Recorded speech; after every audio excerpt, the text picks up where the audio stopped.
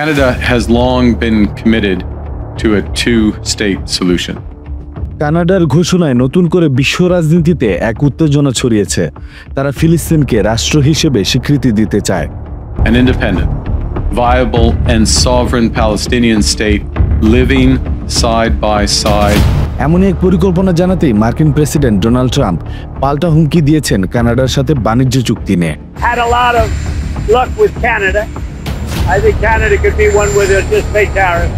Trump নিজে truth সোশ্যালে এক পোস্টে লিখেন, ওয়াও, কানাডা এখনই ঘোষণা করেছে যে তারা ফিলিস্তিন রাষ্ট্রকে সমর্থন দিচ্ছে। ওহ কানাডা।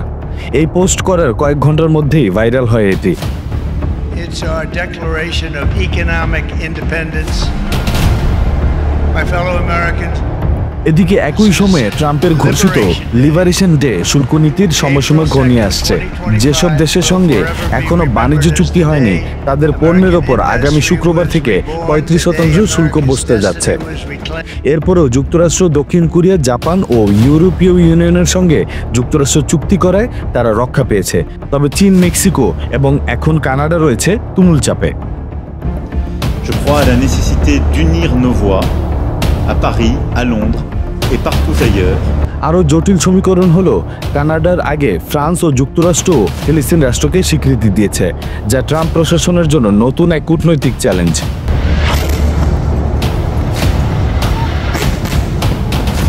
অন্যদিকে গাজায় মানবিক সংকট ভয়াবহ রূপ নিচ্ছে।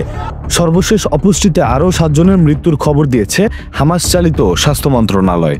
ট্রাম্প ঘোষণা দিয়েছেন তিনি ইসরায়েলের সঙ্গে মিলে সব ঠিক করার জন্য কাজ করবেন।